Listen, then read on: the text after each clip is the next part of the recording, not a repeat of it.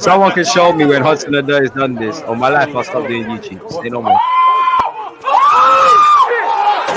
Hey, Matisse in the building, smash the like button, YouTube button, man. Hey.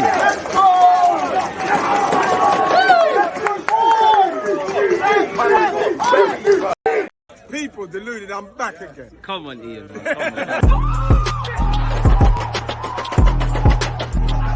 There's always just that active red line defenders. I think it's like.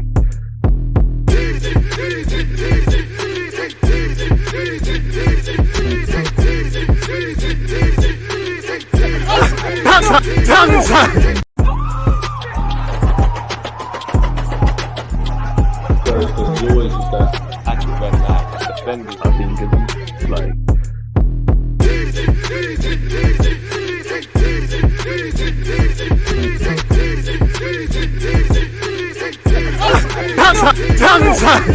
People deluded, I'm back again. Come on, Ian, man. Come on. People deluded. I'm back again. Special guest settings. Make sure you're subscribed to Matisse's channel. If you're on YouTube, you just have to click the description. I can't imagine you're not followed on Twitch, but support the man. Them hit up the platforms and things like that.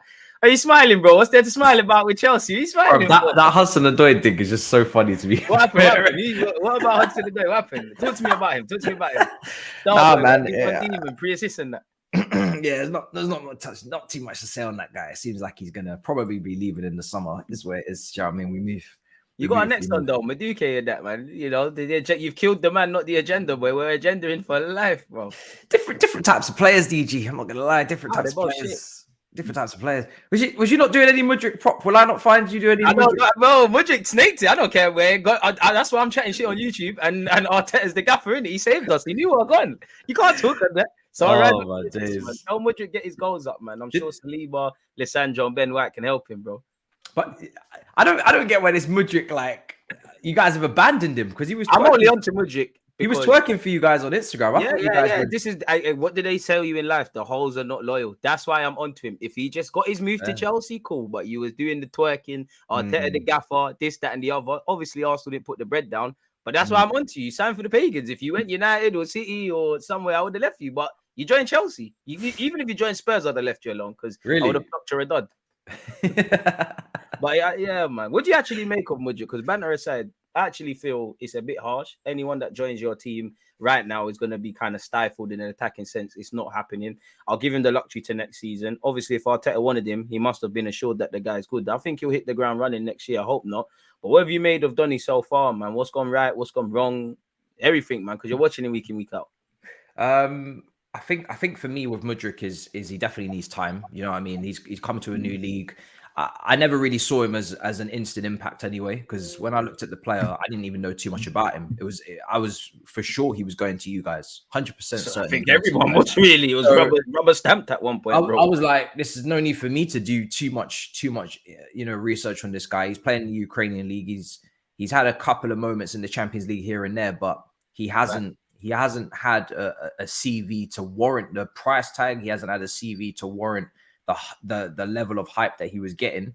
And I was looking at him as another player that's coming in, and I'm looking at the scouting team thinking, you must know what you're doing, and we'll see how it goes when he comes in. But I'm not looking for him to be an instant starter. I know the price is high, and that's why people are expecting big things, but I haven't got any expectations of this player this season, to be honest. No expectations, no disappointments, they say. Yeah, bro, that's true. But he shouldn't even be starting, bro. Like, Sterling is a better player. Felix, for me, is a better player because I just know him. I know him a lot more than Mudryk. And so we're only playing with three up front. He's not going to play up a striker. He played striker against Leicester, and it wasn't for him. Yeah, he played up front against Leicester. It didn't bang. For me, I think he only played up there to make the runs off the ball, and because maybe defensively they're not sure about him getting back into certain areas. We've seen a few games where he's not really tracked runners where he should. But some people who watch Shakhtar Donetsk frequently will tell me that's not a problem going forward, and he can play cam and he can play. So I don't know. I've only known him to play left wing, and I know he still needs developing. That's all I can see. I mean, yeah, like I said, banter aside, like you said, for me, just I'm not watching him all the time. He looks like one of them confidence players. He looks like he's been taken aback. You know, he's joined the Premier League. It's not happening for Chelsea at the moment. Expectations, etc., etc., etc. He looks a bit like a confidence lad. He looks like one of them. If he finds a run of form, he'll keep flying. When it's not going right, like it isn't for your club at the moment, it's not going to happen for him. You kind of touched on it. He's played up front. He still needs to define himself as a player because, as you said, you know, unless you're Ukrainian or you're watching Shakhtar Donetsk, if you claim that you've known about this guy for anything longer than 18 months, you're probably chatting mad shit, really and truly, because it's a cap in it. And as you said, today's day and age, and better yet, as you know, it doesn't matter how good or not you are. If you've got potential and you're the next this, that, and the other, and teams are interested, you know, you lot got him. Brentford were the first team I saw linked. We were onto him. You're going to go for big money, really and truly. So I think he will get it right. Obviously, I have to keep applying attacks because I don't think a single attacking player at your club is thriving as a neutral watching. So it's almost like if you join Arsenal right now, it might have worked out for Mudryk. It might not have worked out. He might be doing exactly the same stuff as he is right now, but he's parked off on the bench. We're doing what we're doing in the table. So I think it is harsh to kind of write him off. But again, you've signed the 8-year deal. You signed big boy contract. There'll be a turnover. So again, you'd imagine that you lot get rid of a number of players. Where are you at with that as well, man? Because you lot got more players than we can count at this moment. They're bare forgotten, man. Clearly, it's a transitional period. Who needs to go for you? What do you make of all of these players at your club? Because the training sessions are a madness. Yeah, squad's way too big, bro. Like nobody wants to deal with 35-man squad. Not on FIFA when the emails are coming in. Not on Football Manager. None of these games, bro. Do you want to be dealing with 35-man squad? There's always going to be that. What's that thing on Football Manager? They go to that little thing there where the unhappy player comes. Yeah. And they start talking to the rest of the squad, and then they're vexed at you and all these things. Yeah, but you can't have that many players. Nobody wants that. So it's not a desirable thing. I think everybody knows the ballpark is 22, 25-man squad, something around that 23. Some might even want 20. Yeah, exactly. So depending on how many competitions you want to go for, I just feel there's got to be a big trim down in the summer for me personally. There's got to be a lot of players leaving, a massive clearance. Lukaku when he comes back. This is what I'm talking about, bro. I completely forgot about Lukaku. Bro, it's a revolving door. When he comes in, man, that I forgot back out, bro. Straight back out, bro.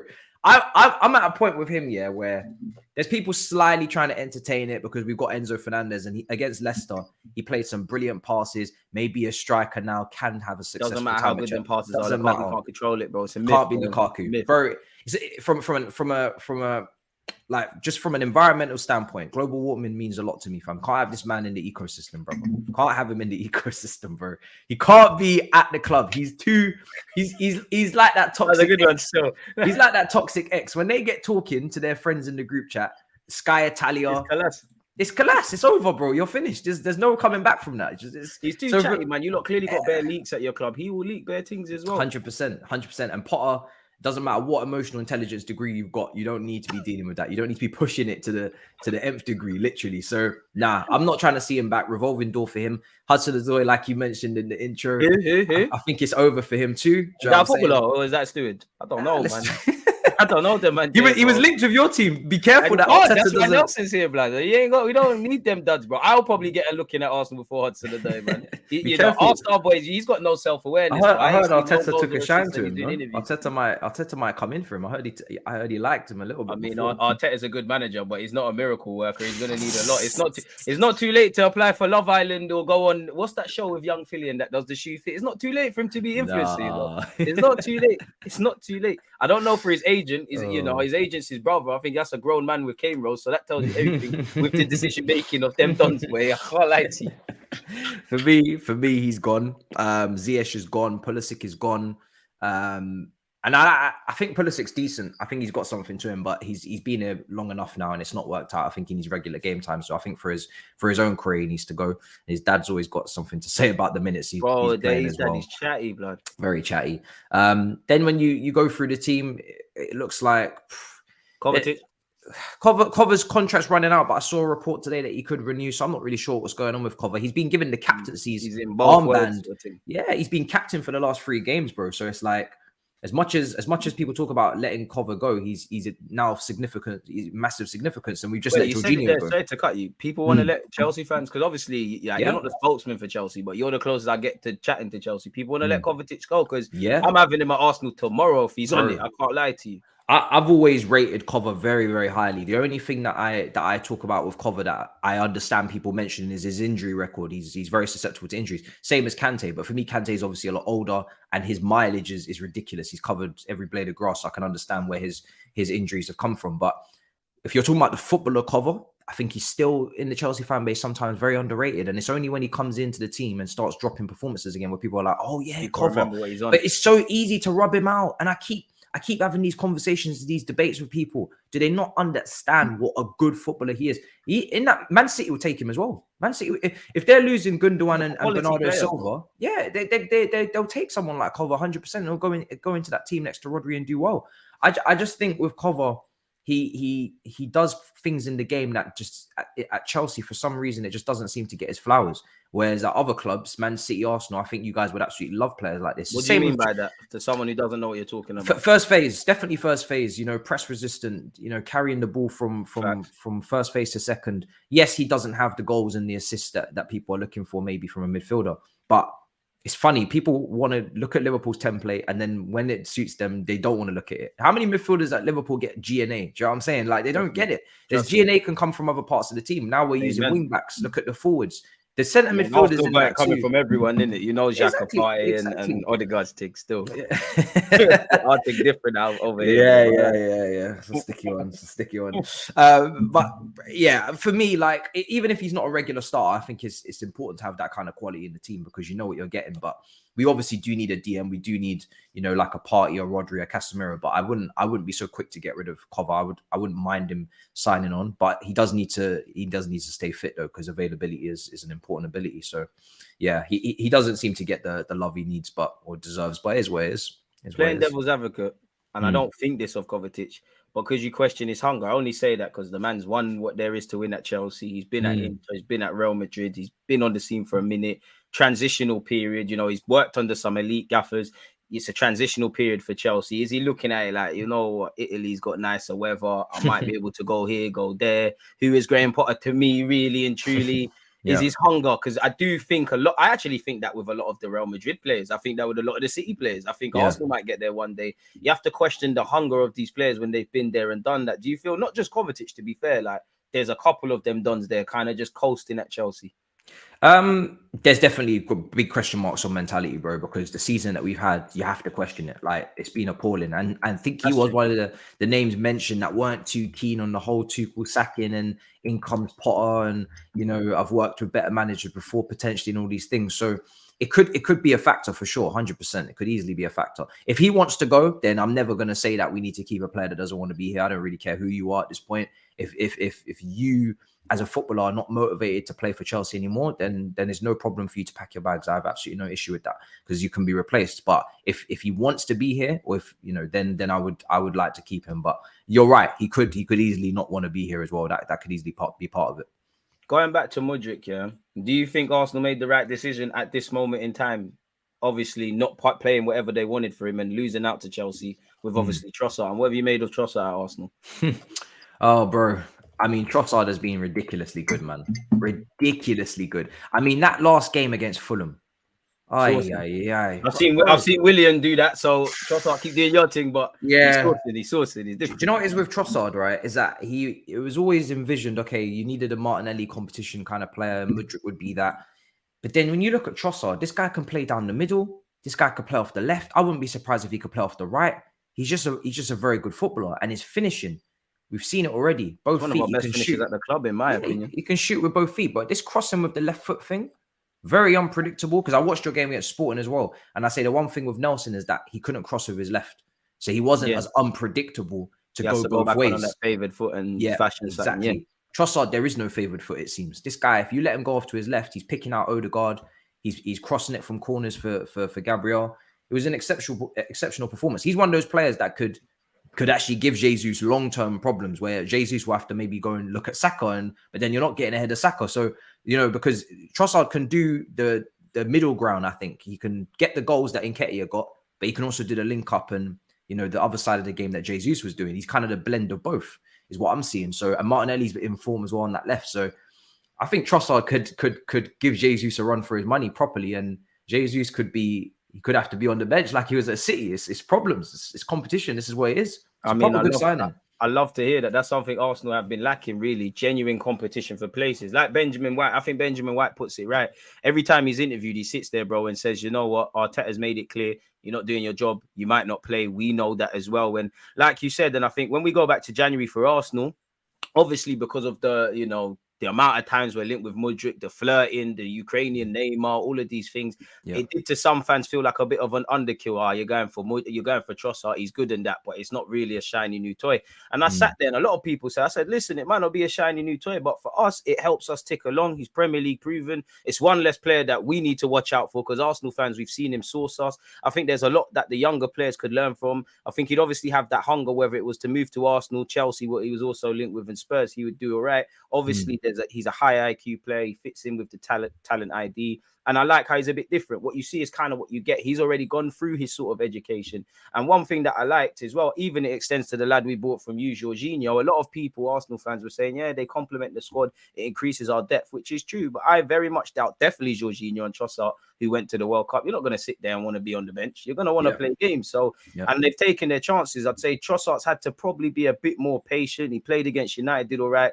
And like you said, he's doing his thing. And indirectly, Trossard could be bad news for, you know how you mentioned Jesus. It could be bad news for someone like Balogun, who's doing his thing in France.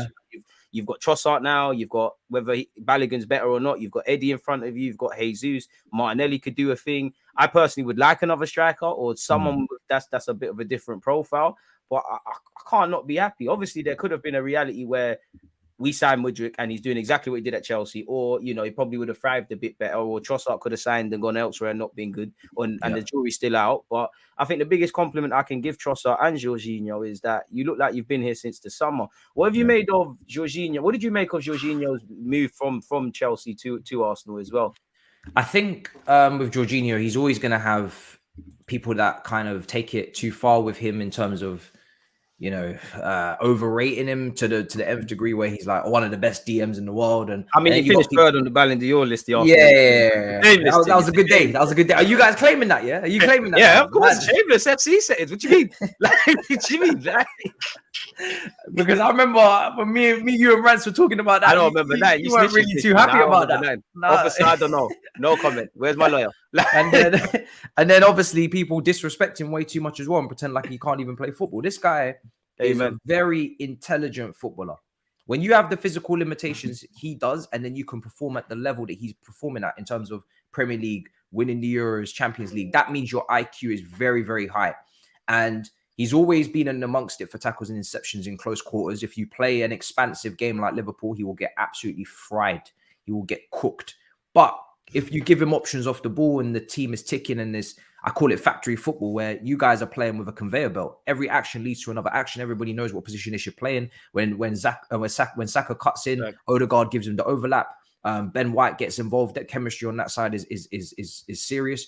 Zinchenko knows to tuck in, make it a free out. It's just everything just goes like that seamlessly. When you put him into that environment, like what Sarri had at Napoli and at Chelsea, towards the back end when we played you guys in Baku, I've got to mention that quickly. Just give myself some brownie points. I must have been asleep. I don't even remember what happened at the bridge in the Prem. I don't know. Happened in Baku. Where's that? What's that? We don't talk about Emre's time here. It's different. Skip over that, man. I hear it. When you give him them factory football settings, he, as you've seen, the progressive passing has been on madness with the passing forward and picking out runners and whatnot. So he's one of them players that I don't think you want to have over a 38-game season in the Premier League, because there are going to be games and challenges where you go to a Brentford or you go to a Burnley. Struggled against Everton in the first half. I mean, I said he's ill. I don't know if he was genuinely ill of saving the man then, but yeah, man, other than that, he was quality. There's games where set pieces, long throws, you don't want him in them because he's not going to help you. Like, that's the thing. He's not actually going to help you in those situations. All he can do in them situations is he only knows one way of playing. Get his foot on the ball, get things ticking, kind of like Pep, and keep possession and come and receive it off the centre back.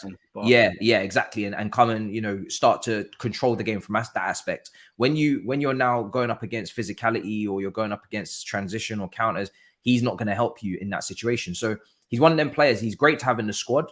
Pick and choose when you use him, but you got Partey for a reason for most games, because this guy can do a variety of things. He can handle the combat, he can handle the physicality, he can handle the transition, the recoveries, the turnovers, but he can also get his foot on the ball, play it in between the lines, get a goal or two. So it's just about having a more well-rounded DM at my club, because that's what we need. But for you, you're bringing him into a situation where you've already got that guy. So now you're just giving an extra filler squad depth-wise. So it makes sense. Layer to the depth and that's where I'm at with it. I think Arteta has been a bit cute and clever, not just with Jorginho, but with the addition of Jorginho, with Partey, who's contracted until 2025. So within the next 12, 18 months, we've got to make a decision with Granit, with El Nene. I think a lot of Arsenal fans would like some upgrades in midfield. Me, the same as well. I would like that number 8 to challenge or eventually replace Xhaka. I would like someone that if Partey isn't there, or to give him competition. But I think some Arsenal fans think we can just rock up in the Champions League, get rid of the whole bunch of the squad. Not that there's a lot, and it is what it is. We need that experience. And I do think in the next 12 to 18 months, I don't know if it will be Caicedo and Declan Rice and all of these guys, but I think that's the next step for us. What have you made? Because ironically, you're probably the best person to talk to. It seems like you lot have been winning the beef, really, or maybe we've been pump faking, but we're linked with the same players 9 times out of 10. What do you make of Declan Rice, his future, him as a player, where he ends up, and obviously the same for Caicedo? Declan Rice, I mean, our fan base have been infatuated. Yeah, the Brexit Chelsea fans for years. For years, him and Mason, best of friends, getting that leadership in the team as well. There's a lot of former academy player. There's a lot of reasons why people want Rice outside of just what he does on the pitch, which what he does on the pitch is very good, but also it's the intangibles that people are looking to as well. But ever since the Mason Mount negotiation started to go left, and it's now more likely that he'll leave than he'll stay, from what I see and hear, not only is that making us less likely to get Rice, because Rice is looking at these contract negotiations thinking, doesn't seem like as if that's going too well. Maybe I don't want to be involved in this whole restructuring of the wage bill, incentives for Champions League. If you don't make Champions League, a lot of our players will be dropping in base. So you can get more P's and that. Yeah. So, with a lot of the new contracts we've tied up for 7-8 years as well, that puts the player in a weak position in terms of renegotiation, because we don't need to renew your contract in 4 years' time. He's still got 4 years left. What would Rice want that? Probably not. If we drop out of Champions League, his base will be lower. Probably doesn't want to go for that as well. So there's a lot of new things that we're bringing into the way we manage our wages to bring our bill down, as well as having to do a massive exodus of players in the summer to bring the wage down properly, that he's not going to like. And I think, when you look at Arsenal, you guys, Arteta's already, I know Arteta's already been in his ear. Do you know what I mean? It says exactly what Arteta would want in a player. He brings the right intangibles in terms of some leadership, in terms of experience, and in terms of covering that Partey and Xhaka position properly. Because now you've got someone that can do both. He's already shown he can go as a kind of box-to-box midfielder and carry the ball well, switch to play, maybe contribute with a few long shots here and there. And he's also shown that he can sit when Souček was going forward and crashing the box and getting headers. So he's filling multiple roles. And he's of the right age. And obviously you guys are one of the youngest team in the Prem, isn't it? So he's ticking a lot of boxes for you guys. I think for you guys, you've put him higher up in your priority, even though you went for Caicedo. But I think like he's the number one, and then if we do something else, we do something else. He signed a new contract as well, didn't he? So I don't know. It makes it more techie for everyone. 60 Whereas grand Rice, now, which is still peanuts for him, really. Yeah. Whereas Rice is not signing a new deal. He's just not going to do it. Like, he's done. He wants to leave West Ham. I think that's evident in the way he spoke after one of last the defeats as well, with the option of another year as well. Exactly. Yeah. So and Chelsea, I don't think he's number one target. I think Chelsea they have him on a list, but they also have other targets that they'll go for as well. There's Lavia at Southampton we keep getting linked with. Oh, he's sexy footballer, bro. You need to get that done, bro. I hope you don't.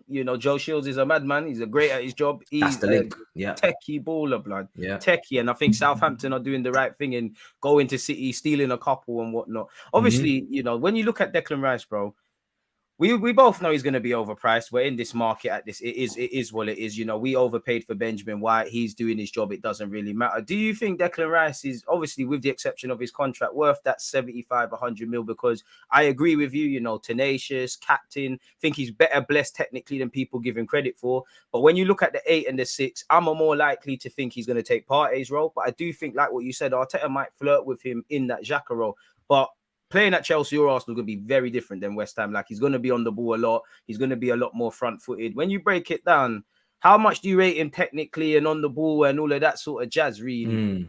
I think for Arsenal, first of all, I think he would make more sense if you played Tierney and you overlapped and you brought Rice back maybe a bit in line with Partey a bit more, because I think if you play Rice where Xhaka is and you keep tucking in Zinchenko, I think you could probably play someone more creative like a Smith Rowe or someone in that role higher up the pitch. It makes more sense in my opinion. That man might eat off that with Declan, Zinchenko and Martinelli. That's a way of looking at it still. But I think when he's looking for that flexibility of putting in Tierney, who's going to overlap, then Rice is more than willing positionally to track his runners, to come back, to deal with transitions, to come and win the ball back. And that's where he takes up that position and allows Tierney to go further forward. For me, in terms of rating the player, I have some questions, because for England, he gets a lot more time and space than he'll get in the Premier League playing as that 6.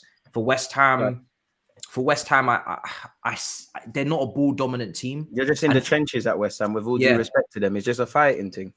Exactly. And I think for me, the only question I have on him as sitter is not what he does off the ball, because I know he's going to shield. I know he's going to win the ball. I know he's going to win his aerial duels and all that. He's going to track his runners. My question is, when you receive, is he going to show up in receiving the ball in the right places? This can be coached as well. So this is why I don't really have a massive, thing against him, because he can be coached, but he's going to have to be coached in how to receive that ball in those spaces in between the defense and the midfield, and have the bravery to receive it, because that's one of the hardest things to do in football, I think. That first phase where Jorginho loves it, it's where he's born to come and especially when you make a mistake as well. Do you have the confidence to do that again? Yeah, if you make that mistake, bro, it's in the champs the other day.